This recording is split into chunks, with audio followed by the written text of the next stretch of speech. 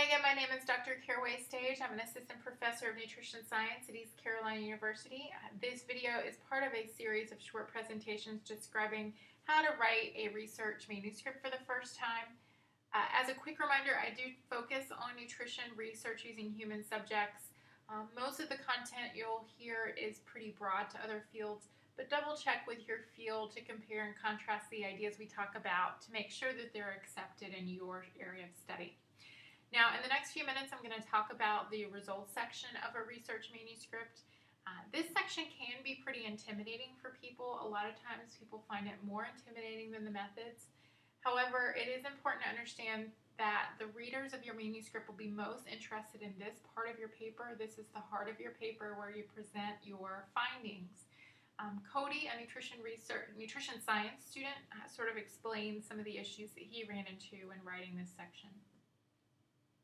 Probably the most challenging part was the results because it was my first time looking at SPSS output, and those numbers are scary, and you gotta block out the things that don't matter and just try to focus on what's important from it.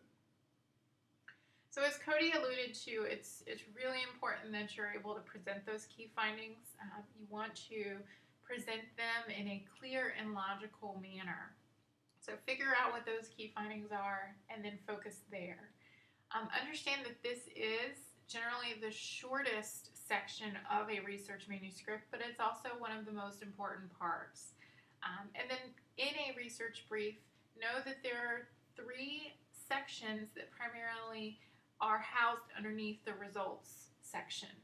This includes general text presenting results as well as tables and figures. Now, you may not always have tables and figures, but it depends on how you decide to present your data. It is important that you're thoughtful about the interplay between text, tables, and figures. So make sure you spend some time considering how you're going to lay that out before you jump into your results section.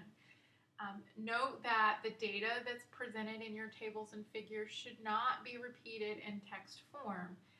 Rather, you really want to just highlight the important details or the important findings that are derived from a table or a figure. So describe for the reader what's relevant versus repeating information. It's also important that you think about telling a story. Lead the reader logically through your findings. This results section is the heart of the paper, like I talked about previously. So it's important that you write very clearly, that you use concise sentences, and that the flow is good, so that a reader can easily follow what's happening. One of the best ways to do this is to relate your findings directly back to your research questions and hypotheses.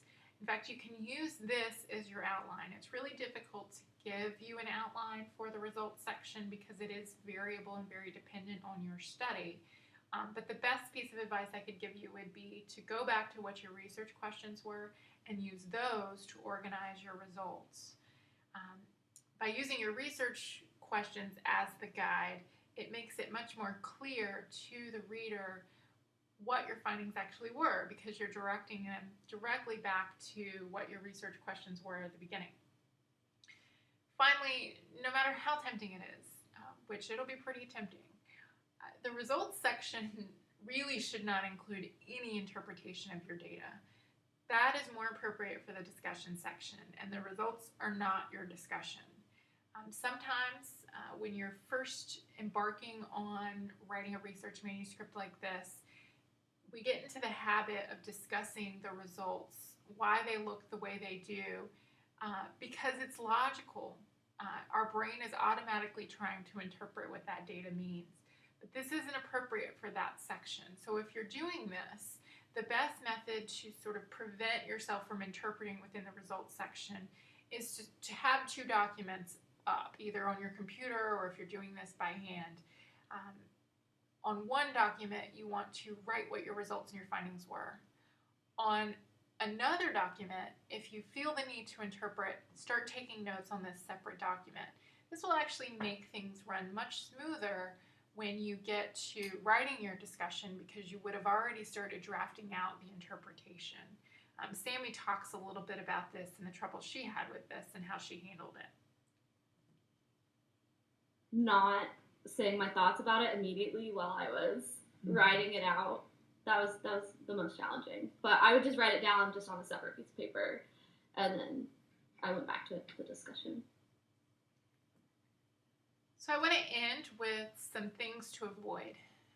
First, when you are writing your results, it's really important that you don't forget to describe your sample.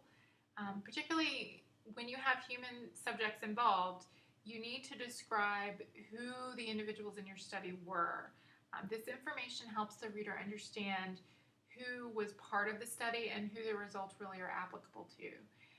This might include things like average, age, gender, ethnicity, etc. Don't fail to report all information. So don't exclude certain results because they aren't positive. Maybe they're negative or they're not significant. Results that are negative and non-significant a lot of times are just as informative as results that are positive and significant. So make sure that you don't kind of gloss over things that maybe don't quite fit with your research questions. Present the whole case. Present all of the information that is relevant. Make sure that, as I mentioned before, you're not being repetitive with how you're presenting and writing, so the text and the figures and tables should not duplicate information. Make sure, however, that in your text and your writing, you're very clear in the trends and the important findings. Make it easy for the reader to understand your research and your findings. They shouldn't have to work hard to figure out what you found. And then finally, think long and hard about how you present your data. A lot of new investigators might present their data poorly, maybe not in the best way, and so figure out the best way that reports your data. And this goes for not just tables and figures, but also text.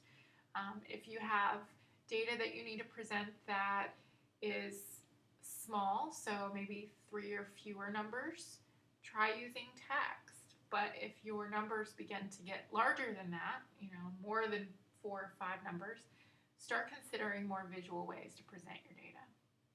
So this is the results section. The next sections we'll talk about are the discussion and application.